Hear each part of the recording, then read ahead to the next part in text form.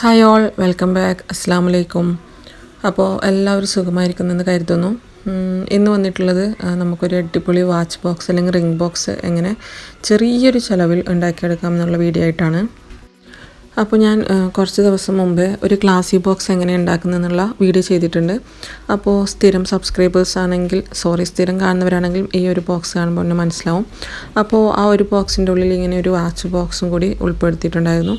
ആ ടൈമിലെടുത്ത വീഡിയോ ആണ്. ഇപ്പോൾ ഈ ഒരു വാച്ച് ബോക്സ് ചെറുങ്ങനെ ഒന്ന് ഉടഞ്ഞ പോലെ കാണുന്നുണ്ട്. അത് ഞാനതിൽ ആ റെഡ് ചാർട്ട് തിൻ ചാർട്ട് എടുത്തത് കൊണ്ടുള്ള ഒരു മിസ്റ്റേക്കാണ്. അപ്പോൾ അത് ശ്രദ്ധിച്ച് കഴിഞ്ഞാൽ നമുക്കൊരു അടിപൊളി ബോക്സ് ആക്കിയെടുക്കാൻ പറ്റും.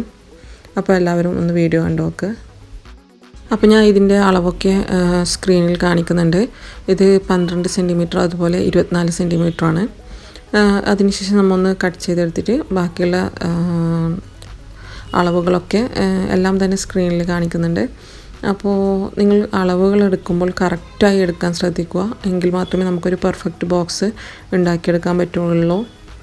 അതുപോലെ ഇവിടെ ചാർട്ടിന് പകരം കാർഡ്ബോർഡ് ബോക്സാണ് എടുക്കുന്നതെങ്കിൽ നല്ലൊരു അടിപൊളി ബോക്സ് തന്നെ തയ്യാറായി കിട്ടും. ഞാനിവിടെ ചാർട്ട് പേപ്പർ ഉപയോഗിച്ച് ജസ്റ്റ് ഒന്ന് ചെയ്ത് നോക്കിയതാണ്. അപ്പോൾ നിങ്ങൾ ഒന്ന് കാർഡ്ബോർഡ് ബോക്സിൻ്റെ പീസ് കൊണ്ട് ഇങ്ങനെ ചെയ്ത് നോക്കുക.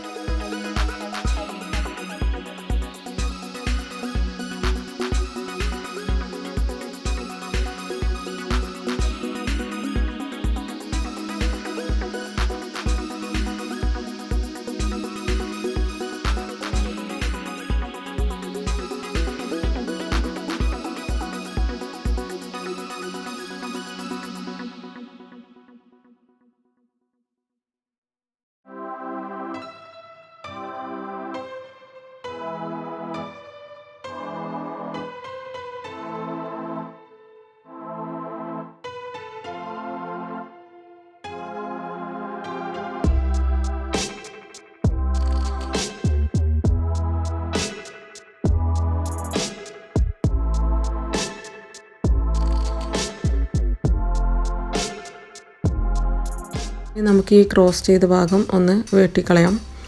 അതിനുശേഷം ഈ വരയിട്ട ഭാഗം എല്ലാം നല്ല രീതിയിലൊന്ന് മടക്കി കൊടുക്കുക.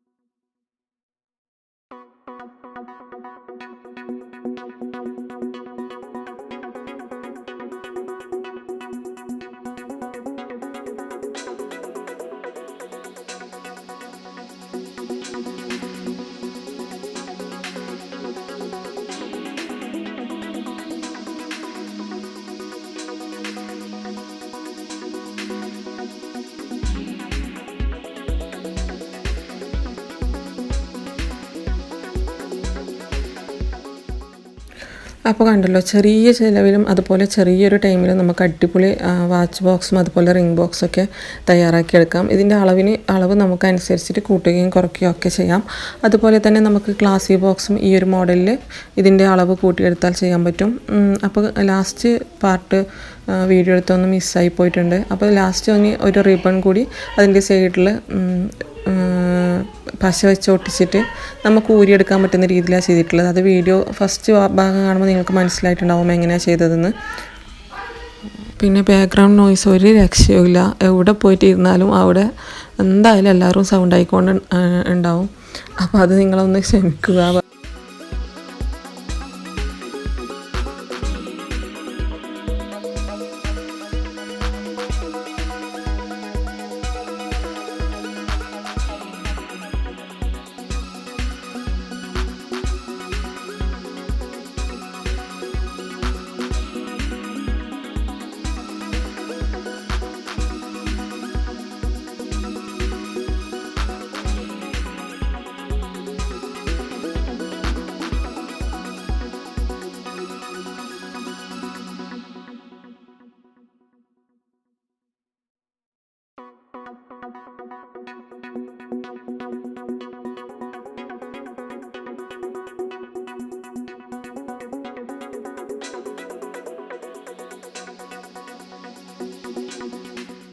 ഇനി ജസ്റ്റ് ഒരു ഹാപ്പി ബർത്ത്ഡേ എന്നുള്ള ആ ഒരു കാർഡിന്മേത്തെ ജസ്റ്റ് ഒന്ന് ജൂട്ടുകൊണ്ട് ചെറിയൊരു കുഞ്ഞ് റിബണാക്കി കൊടുത്ത് അതിൻ്റെ സൈഡിൽ മാത്രമായിട്ട് ഒട്ടിച്ചടിക്കുകയാണ് ചെയ്യുന്നത്.